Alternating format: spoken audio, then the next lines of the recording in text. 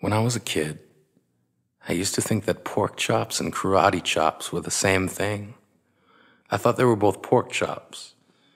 And because my grandmother thought it was cute, and because they were my favorite, she let me keep doing it. Not really a big deal. One day, before I realized fat kids are not designed to climb trees, I fell out of a tree and bruised the right side of my body. I didn't want to tell my grandmother about it because I was scared I'd get in trouble for playing somewhere I shouldn't have been. A few days later, the gym teacher noticed the bruise and I got sent to the principal's office. From there, I was sent to another small room with a really nice lady who asked me all kinds of questions about my life at home. I saw no reason to lie. As far as I was concerned, life was pretty good. I told her whenever I'm sad, my grandmother gives me karate chops. This led to a full-scale investigation, and I was removed from the house for 3 days until they finally decided to ask how I got the bruises. News of this silly little story quickly spread through the school, and I earned my first nickname, Pork Chop. To this day, I hate pork chops. I'm not the only kid who grew up this way, surrounded by people who used to say that rhyme about sticks and stones. As if broken bones hurt more than the names we got called, and we got called them all. So we grew up believing no one would ever fall in love with us, that we'd be lonely forever, that we'd never meet someone to make us feel like the sun was something they built for us in their tool shed. So broken heartstrings bled the blues as we tried to empty ourselves so we would feel nothing. Don't tell me that hurts less than a broken bone. That an ingrown life is something surgeons can cut away, that there's no way for it to metastasize, it does. She was 8 years old. Our first day of grade 3 when she got called ugly. We both got moved to the back of class so we would stop getting bombarded by spitballs. But the school halls were a battleground where we found ourselves outnumbered day after wretched day. We used to stay inside for recess because outside was worse.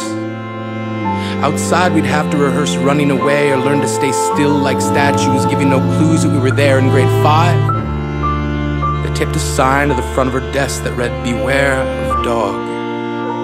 To this day, despite a loving husband, she doesn't think she's beautiful because of a birthmark that takes up a little less than half her face. Kids used to say she looks like a wrong answer that someone tried to erase but couldn't quite get the job done.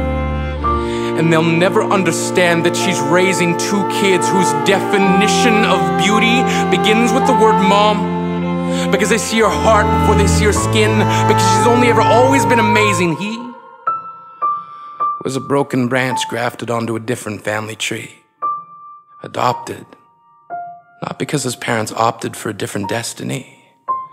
He was 3 when it became a mixed drink of 1 part left alone and 2 parts tragedy. Started therapy in 8th grade. Had a personality made up of tests and pills. Lived like the uphills were mountains and the downhills were cliffs. 4/5 suicidal, a tidal wave of antidepressants, and an adolescence being called pauper. 1 part because of the pills, 99 parts because of the cruelty. He tried to kill himself in grade 10 when a kid who could still go home to mom and dad had the audacity to tell him, "Get over it." As if depression is something that can be remedied by any of the contents found in a first aid kit. To this day, he is a stick of TNT lit from both ends. Could describe to in detail the way the sky bends in the moments before it's about to fall. And despite an army of friends who all call him an inspiration, he remains a conversation piece between people who can't understand. Sometimes being drug-free has less to do with addiction and more to do with sanity. We weren't the only kids who grew up this way. To this day, kids are still being called names. The classics were "Hey stupid," "Hey spaz." Seems like every school has an arsenal of names getting updated every year. And if a kid breaks in a school and no one around chooses to hear, do they make a sound? Or they're just background noise from a soundtrack stuck on repeat when people say things like kids can be cruel? Every school was a big top circus tent, and the pecking order went from acrobats to lion tamers, from clowns to carnies. All of these miles ahead of who we were freaks. lobster-clawed boys and bearded ladies, oddities juggling depression and loneliness, playing solitaire, spinning the bottle, trying to kiss the wounded parts of ourselves and heal. But at night, while the others slept, we kept walking the tightrope. It was practice, and yes, some of us fell.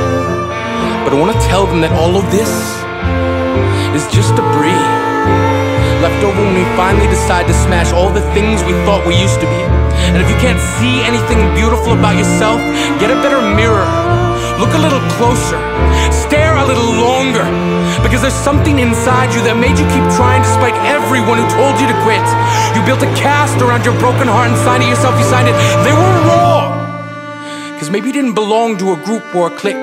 Maybe they decided to pick you last for basketball or everything. Maybe you used to bring bruises and broken teeth to show and tell but never told. Because how can you hold your ground if everyone around you wants to bury you beneath it? You have to believe that they were wrong. They have to be wrong. Why else would we still be here? We grew up learning to cheer on the underdog because we see ourselves in them. We stem from a root planted in the belief that we are not what we were called. We are not abandoned cars stalled out and sitting empty on some highway. And if in some way we are, don't worry. We only got out to walk and get gas. We are graduating members from the class of We Made It. Not the faded echoes of voices crying out names will never hurt me. Of course, they did. But our lives will only ever always continue to be a balancing act that has less to do with pain and more to do with beauty.